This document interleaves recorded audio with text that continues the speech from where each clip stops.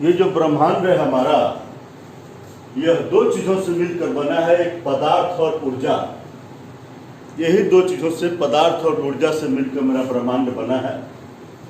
और ऊर्जा के तो बहुत सारे रूप हम जानते हैं, विद्युत ऊर्जा, यांत्रिक ऊर्जा, ध्वनि ऊर्जा, उष्मा ऊर्जा, बहुत सारे रूप है इसके। जहाँ चैप्टर है ऊर्जा के स्पेशल, वहाँ बढ़िया से अध्ययन इसका करेंगे फिजिक्स में। पदार्थ को दो रूपों में मैं बांट रहा हूँ, एक भौतिक वर्गीकरण, एक रासायनिक वर्गीकरण। भौतिक वर्गीकरण में ठोस, द्रव, गैस, और रासायनिक को हम शुद्ध और अशुद्ध में बांटे हैं। अशुद्ध होगा तो मिश्रण, और मिश्रण दो प्रकार के, समांगी और विषमांगी। शुद्ध होगा तो तत्व और यौगिक में बांटे हैं, और तत्व को भी फिर धातु, अधातु, उपधातु, और यौगिक को कार्बनिक और कार्बनिक को बांटे हैं। चलते हैं एक एक करके पढ़ते हैं। पदार्थ, दुनिया में वह कोई चीज जो जगह छेकता हो, जगह घेरता हो। इतनी जगह घेर लिया ये, इतनी जगह छेक लिया, इतनी जगह छेक लिया ये, जितनी जगह ये छेक ले, जो जगह छेकता हो और जिसके पास द्रव्यमान हो। तो दुनिया में ऐसा कोई चीज जो जगह छेकता हो, जगह घेरता हो और जिसके पास द्रव्यमान हो। दो शर्त है, जगह छेकता हो और उसके पास द्रव्यमान हो, तो निश्चित रूप से वो पदार्थ है, पदार्थ कहलाने योग्य है। तो पदार्थ को मैंने बताया दो रूपों में वर्गीकरण के, तो भौतिक में ठोस, द्रव, गैस। भौतिक कहने का मतलब शारीरिक, कि शारीरिक रूप से कैसा है, तो ठोस होते हैं, द्रव होते हैं, गैस होते हैं। ठोस किसको कहेंगे? जिसका एक निश्चित जो है सो कि आयतन हो और निश्चित स्वरूप हो, जिसका निश्चित स्वरूप हो और निश्चित आयतन हो। स्वरूप एकदम निश्चित स्वरूप और निश्चित आयतन, बस दिमाग में सेट कर लीजिए। जैसे मेरी ये नाक, इसके निश्चित एक स्वरूप है और निश्चित आयतन, यानी कितनी जगह यह पकड़ रहा है, यह निश्चित हो। तो इसी को हम लोग जो है सो कि कहते हैं क्या? तो इसको हम लोग कहेंगे कि यह ठोस है। द्रव में स्वरूप अनिश्चित हो जाता है। लोटा में रखोगे तो लोटा जैसा, थरिया में रखोगे तो थरिया जैसा, कटोरा में रखोगे तो कटोरा जैसा, लेकिन उसका आयतन निश्चित है। ऐसा नहीं कि 1 लीटर पानी जो है सो कि 2 लीटर हो जाएगा, 4 लीटर हो जाएगा, नहीं। उसका आयतन निश्चित है, स्वरूप भिन्न भिन्न है और आयतन निश्चित है। तो इसको हम लोग कहते हैं द्रव। और गैस, जिसका ना ही स्वरूप निश्चित है और ना ही आयतन निश्चित हो, तो उसको हम लोग कहते हैं गैस। किसी कोने में एक शीशी में रखा हुआ परफ्यूम है, एक कोने में छोड़ दो तो पूरा कमरे के कोने में छोड़ दो, पूरा कमरा पकड़ लेगा, उतना बड़ा आयतन हो जाएगा। स्वरूप का भी कोई गारंटी नहीं है, तो उसको हम लोग कहते हैं गैस। अब चलते हैं रासायनिक वर्गीकरण में। देखें शुद्ध अशुद्ध, शुद्ध में तत्व और यौगिक। तो तत्व के बारे में, तो किसी भी पदार्थ का सबसे सरल रूप, उससे फिर सरल नहीं हो सकता है। और तत्व का सबसे छोटा कण जो होता है, तत्व का सबसे छोटा कण, उसको हम लोग परमाणु कहते हैं। सब तत्व का सबसे छोटा कण क्या कहलाता है? परमाणु कहलाता है। और इससे छोटा कुछ नहीं, तत्व से सिंपल कुछ नहीं। जैसे हाइड्रोजन ले लो, क्लोरीन ले लो, ऑक्सीजन ले लो, सोडियम ले लो, पोटेशियम ले लो, कुछ भी। इससे फिर सरल और कुछ नहीं कर सकते हो पदार्थ को। तो फिर इसमें से दूसरा कोई तत्व या कोई अन्य चीज नहीं मिलता। हाइड्रोजन से फिर कुछ अलग अन्य चीज नहीं मिलेगा, क्लोरीन से फिर अन्य कोई चीज नहीं मिलेगा। तो उसको हम लोग, उसी को सरलतम रूप कहते हैं और उसको हम लोग तत्व कहते हैं। तत्व को भी मैंने 3 भागों में बांटा है, धातु, अधातु और उपधातु। धातु, अधातु। तो धातु अधातु में अंतर भी कर देते हैं और इसके गुणों को भी देख लेते हैं। इससे हमको आसानी से पहचानना है कौन धातु कौन अधातु। धातु की सबसे बड़ी विशेषता को ठोस होते हैं, लेकिन एक धातु ऐसा है पारा, जो द्रव होता है।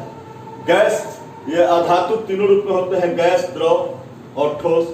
तो द्रव के रूप में जो गैस है उसका नाम ब्रोमीन है, और ठोस के रूप में जो अधातु है, कार्बन है, फास्फोरस है, सल्फर है, आयोडीन है। दूसरी बात होता है कि धातु में विशेष चमक होती है, लेकिन गैस में कोई विशेष चमक नहीं होती है। धातुओं के विशेष रंग होते हैं, सब धातु का अलग अलग रंग है, देख सकते हैं, विशेष रंग है इनके। लोहा का अलग रंग है, सोना का अलग रंग है, चांदी का अलग रंग है, लेकिन इनमें कोई विशेष रंग नहीं। किसमें? अधातु में।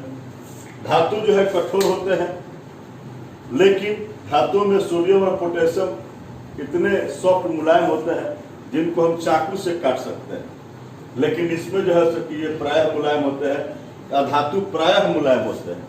लेकिन इसमें हीरा ऐसा पदार्थ है, हीरा ऐसा पदार्थ दुनिया का सबसे कठोर पदार्थ माना जाता है। फिर चलते हैं, देखते हैं धातु में धातु आघात वर्ग होते हैं। हथौड़ी से पीटोगे चदरा के रूप में फैलते जाते हैं, लेकिन अधातु चदरा के रूप में नहीं फैलते हैं। एक विशेष बात बता है कि सोना और चांदी सबसे अधिक आघात वर्ग होते हैं, ये बहुत फैलते हैं चादर के रूप में।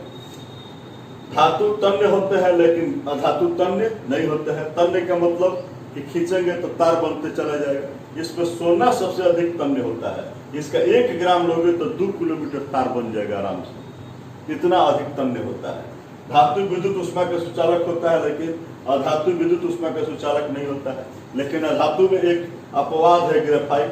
इसमें कुछ विशेष बात बताया है कि लोहा और पारा ऊष्मा के सबसे कम, बहुत ही मान के चलिए बहुत ही कम सुचालक होते हैं, लेकिन सबसे अधिक ऊष्मा के विद्युत के सुचालक है सिल्वर है, उसके बाद तांबा है, उसके बाद एल्युमिनियम है, सबसे ज्यादा सिल्वर है।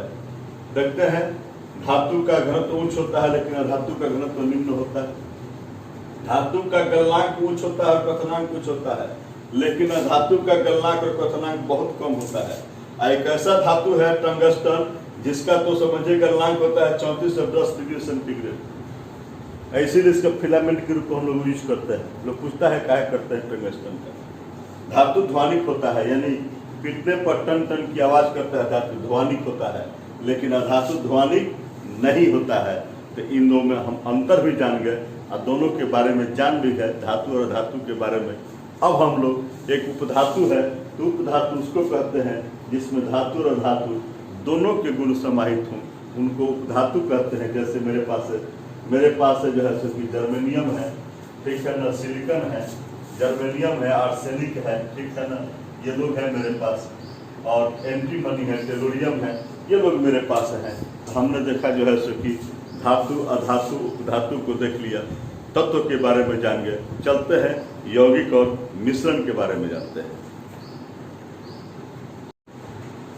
जब 2 या अधिक तत्व द्रव्यमान के विचार से निश्चित अनुपात में मिले होते हैं तो उन्हीं को यौगिक कहते हैं। अनुपात निश्चित हो, जैसे जल को लेते हैं, हाइड्रोजन ऑक्सीजन तत्व से मिला है, हाइड्रोजन का 2 ऑक्सीजन का 16 यानी अनुपात हुआ 1:8। तो निश्चित अनुपात में मिले हो तो उसको हम लोग कहते हैं यौगिक। 2 बताए थे यौगिक, अकार्बनिक और कार्बनिक। अकार्बनिक निर्जीव पदार्थों, चट्टान, खनिज जैसे निर्जीव पदार्थों से यदि यौगिक प्राप्त होते हैं उसको कार्बनिक कहते हैं। और सजीव पदार्थों जैसे पौधे, जंतु, इससे यदि कोई यौगिक प्राप्त होते हैं तो इसको हम लोग कार्बनिक यौगिक कहते हैं, जैसे कार्बोहाइड्रेट, प्रोटीन, ये सब। मिश्रण जब 2 या अधिक तत्व या यौगिक द्रव्यमान के विचार से निश्चित अनुपात में नहीं मिले हों, कोई गारंटी नहीं। शरबत पीते हैं तो शरबत ज्यादा चीनी से ही बनता है और कम चीनी से भी बनता है। अब पंचुचू है आकि खूब मीठ है, ये तो डालने वाले पर निर्भर है। शरबत का घटक जो है पानी और चीनी, इसके अनुपात निश्चित नहीं है, इसीलिए इसको मिश्रण कहते हैं। मिश्रण भी 2 प्रकार के, समांगी और विषमांगी। जब पानी या चीनी एक तरह से सब पूरे अपने जो शरबत तैयार हुआ है उसमें हर जगह एक ही रूप में अगर मिले हुए रहते हैं तो उसको कहते हैं समांगी। और जब एक तरह से नहीं मिले होते हैं, जैसे बालू और कंकड़, कहीं बालू ज्यादा तो कहीं कंकड़ ज्यादा, एक तरह से नहीं मिले होते हैं सब जगह, तो उसको हम लोग कहते हैं विषमांगी मिश्रण। तो मिश्रण की चर्चा ही कर रहे हैं तो थोड़ा मिश्र धातु के बारे में आपको मैं बता दूं। मिश्र धातु किसको कहते हैं? मिश्र धातु के बारे में मैं बताया कि जब 2 या अधिक तत्वों को एक साथ गला दिया जाए, 2 तत्व लीजिए या ज्यादा तत्व लीजिए, एक साथ उसको मिला के गला दीजिए। गले हुए रूप में द्रव अवस्था में रहता है, उसको फिर ठोस बना दीजिए, वही ठोस मिश्र धातु हो जाता है। और धातु और धातु को मिलाकर बनाते हैं मिश्र धातु, या धातु और धातु को भी मिलाकर, या धातु के साथ धातु और अधातु मिलाकर हम लोग मिश्र धातु का निर्माण करते हैं। कुछ उदाहरण दिए हैं। पीतल है, तांबा बहुत ज़्यादा, जिंक कम, कांसा है, तांबा ज़्यादा, टीन होता है, जर्मन सिल्वर, तांबा, जिंक, निकेल, तांबा ज़्यादा होता है, गन मेटल में तांबा ज़्यादा होता है, टीन है, जिंक है, रोल गोल्ड जिसका आजकल गहना पहन रहे हैं हम लोग ज़्यादा, तांबा और एल्युमिनियम, ड्यूरालुमिन जिसके बहुत बड़े बड़े चदरे बनाए जाते हैं जहाज़ों में, एल्युमिनियम बहुत बड़ी मात्रा में 95% लगभग, तांबा भी रहता है, और मैग्नीज और मैग्नीशियम बहुत कम मात्रा में, सोल्डर जिससे जोड़ने का काम करते हैं तारों वगैरह को, लेड और टीन से बना होता है, स्टेनलेस स्टील, आजकल बहुत सारे बर्तन वगैरह सब तो इसी के हैं, लोहा बड़ी मात्रा में, और कॉपर भी कुछ मात्रा में है, लेकिन मैग्नीज और कार्बन बहुत कम मात्रा में। आज मेरे मित्रों, मेरे विद्यार्थियों, मैंने पढ़ा ब्रह्मांड दो चीज़ों से मिलकर बना है, पदार्थ और ऊर्जा। पदार्थ को मैंने दो भागों में बांटा है, भौतिक वर्गीकरण और रासायनिक। भौतिक को 3 में, ठोस, द्रव और गैस। रासायनिक को फिर मैंने 2 में, शुद्ध और अशुद्ध। शुद्ध में तत्व और यौगिक, तत्व को फिर धातु, अधातु, उपधातु, यौगिक को अकार्बनिक और कार्बनिक, और कार्बनिक, और जो अशुद्ध है उसको मैंने कहा मिश्रण, और मिश्रण को भी फिर 2 में समांगी और विषमांगी। इस तरह से आज जो मैंने वर्गीकरण उठाया था पदार्थ का, उसको मैंने कंप्लीट किया। मिलते हैं फिर अगले क्लास में, अगले एपिसोड में। धन्यवाद।